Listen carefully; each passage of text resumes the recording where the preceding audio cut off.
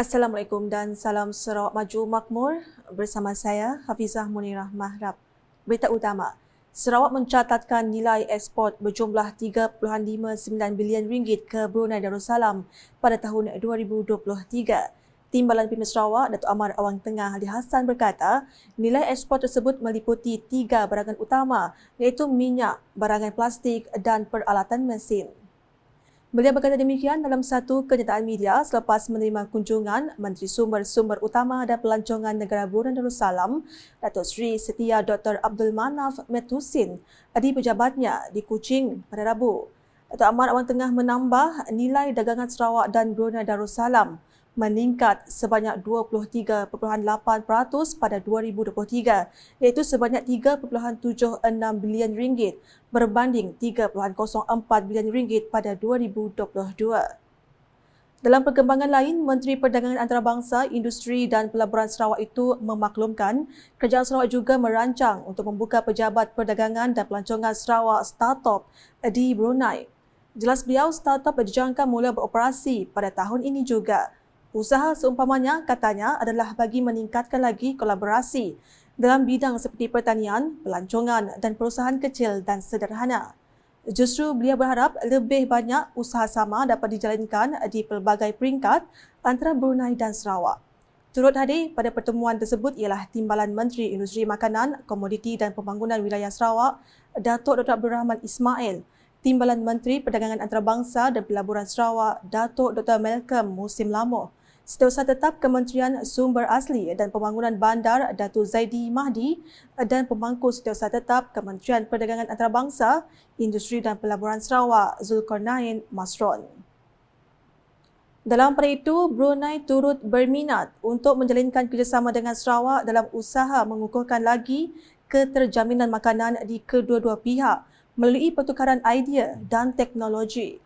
Menteri Industri Makanan, Komoditi dan Pembangunan Wilayah Sarawak, Datuk Seri Dr. Stephen Rundi Utom berkata, pertemuan beliau bersama Menteri Sumber-Sumber Utama dan Pelancongan Brunei Darussalam, Datuk Dr. Abdul Manaf Metusin, telah membincangkan beberapa perkara mengenai kegiatan pertanian, khususnya padi. It's very interesting to see that they are also as enthusiasm also as us, and also they are quite very motivated to see and work with us in to complement what we do here. And among the things that we have identified some potential areas for our collaboration. One of this looking at food security. That is majority mainly focused on paddy production or cultivation. Beliau berkata demikian dalam satu sidang media selepas menerima kunjungan hormat delegasi daripada Brunei Darussalam yang diketuai oleh Datuk Dr. Abdul Manaf di Kuching pada Rabu. Datuk Seri Dr. Stephen Rundi menambah Sarawak dengan kerjasama Universiti Putra Malaysia UPM Cawangan Bintulu berpotensi untuk mengeluarkan padi yang lebih banyak dengan adanya teknologi yang merangkumi penggunaan benih padi hybrid dan baru.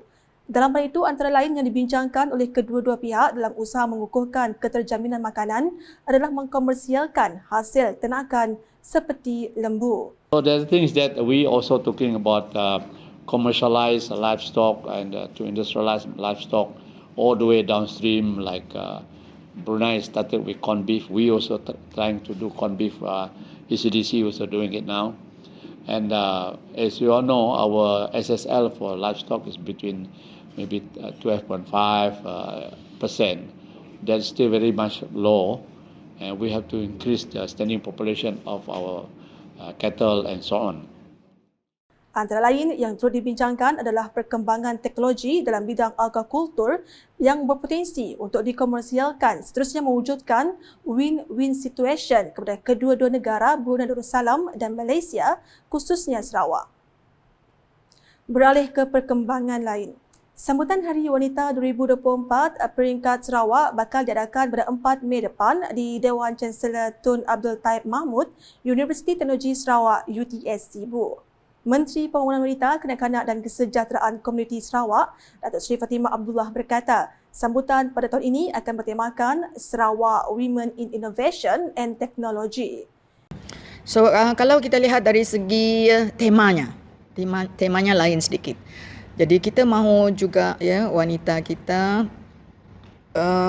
untuk tunjukkan sumbangan wanita dalam bidang innovation dan teknologi ini, bahawa wanita juga ada menyumbang dalam bidang ini.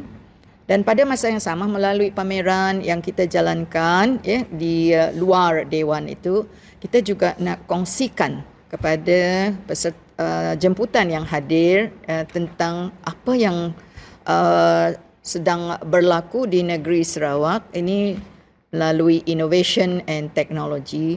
Dan pada masa yang sama juga kita Beliau berkata demikian dalam sidang media selepas mempengerusikan mesyuarat jawatankuasa induk sambutan Hari Wanita 2024 di UTS Sibu pada Selasa. Tambahnya, sambutan tersebut akan diserikan dengan kehadiran tetamu kehormat iaitu Premier Sarawak, Datuk Petinggi Tan Sri Dr. Abang Abdul Rahman Zuhadi Tun Datuk Abang Openg serta isteri Datuk Ahmad Jumaani Tun Tuanku Bujang. Selain itu, Datuk Sri Fatimah memberitahu sebuah buku terbitan Jabatan Wanita Keluarga Sarawak JWKS akan dilancarkan dengan tajuk Sarawak Women in Innovation and Technology. Pada majlis sama, sebanyak 6 anugerah akan disampaikan pada sambutan kali ini iaitu seperti tertera.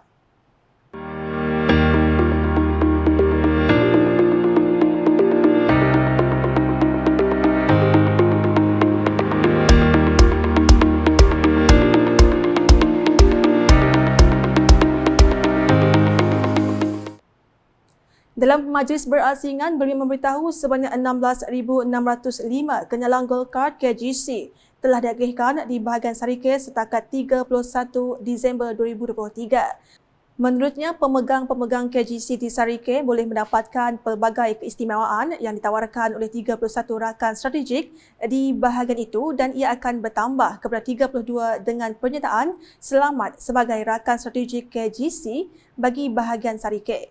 Beliau berkata demikian ketika majlis penyampaian plak KGC kepada rakan strategik kenyalang Gold Card KGC di Kedai Selamat pada Selasa. Selain itu, Datuk Sri Fatimah memberitahu golongan warga emas di Sarawak turut disediakan dengan potongan harga dan perkhidmatan melalui penggunaan KGC dengan kerjasama rakan strategik KGC yang terdiri daripada syarikat swasta dan pusat komersial berdaftar di serata Sarawak. Manakala di Bintangor, industri sukan elektronik atau e-sukan semakin mendapat tempat dalam kalangan rakyat seiring dengan perkembangan teknologi industri sukan negara. Ahli Dewan Undangan Negeri Adu Meradung Datuk Ding Kuang Hing berkata, untuk seseorang individu menjadi penggiat e-sukan yang berjaya, ilmu berkaitan teknologi amat penting dan perlu dikuasai. Apa ilmu yang akan menjadikan penggiat bermain video ini hanyalah membuang masa dan tidak memberi sebarang keuntungan. Oleh yang demikian, saya ingin menekankan bahawa pendidikan adalah asas yang penting dalam meniti jalan ke arah menjadi seorang penggiat e-sukan yang berjaya. Beliau berkata demikian ketika berucap merasmikan pertandingan Sarawak Minecraft Championship yang dianjurkan oleh Tabung Gagasan Anak Sarawak Tegas bertempat di Dewan Masyarakat Bintangor pada Rabu. Tambahnya, industri e-sukan memberikan perkembangan yang baik kepada ekonomi sendiri, keluarga dan negara, namun terlalu banyak persepsi negatif terhadap industri ini. Sekian edisi Tengah Hari bersama saya Fiza Munirah. Berita lebih lanjut boleh didapati di semua platform media sosial UKAS termasuk portal UKAS di sarawak.gov.my dan UKAS Channel di YouTube. Mengakhiri buletin UKAS dengan paparan VC Premier 2030 Eco-Friendly Transport. #Saluran Informasi Rakyat Salam UKAS. VC Premier 2030 Eco-Friendly Transport. Pengangkutan lestari merujuk kepada pelepasan karbon rendah dan sifar, cekap tenaga, medium pengangkutan yang berpatutan termasuk kenderaan bahan api elektrik dan alternatif selain bahan api domestik. Transit aliran automasi ART dijangkakan menjadi sistem transit awam pertama di dunia menggunakan bahan api berkuasa sel yang akan bergerak di atas laluan khas. ART menjadi pusat projek sistem pengangkutan Bandar Kuching KUTS yang bermula dengan fasa 1 meliputi jarak 70 km di 3 laluan laluan biru, laluan merah dan laluan hijau di Greater Kuching. Perkhidmatan bas hidrogen dan elektrik. Bas hidrogen diperkenalkan pada 2019 manakala bas elektrik pada 2021 di dalam sistem pengangkutan awam bandar di Kuching. Bas-bas hidrogen dan elektrik ini juga alternatif hijau untuk para penumpang yang mempunyai kesedaran alam sekitar di samping memberi kemudahan kepada para penumpang harian. Stesen pengecasan kenderaan elektrik bakal dipasang di seluruh Sarawak bagi mengurangkan pelepasan karbon dan menggalakkan lebih ramai rakyat Sarawak untuk memiliki kenderaan elektrik. Setakat Ogos 2022, terdapat 20 stesen pengecasan awam di Kuching. Dengan kepimpinan Premier yang berwawasan, Sarawak akan menjadi peneraju di peringkat nasional, malah ke peringkat global di dalam pelaksanaan pengangkutan mesra alam. Visi Premier, Sarawak Maju 2030.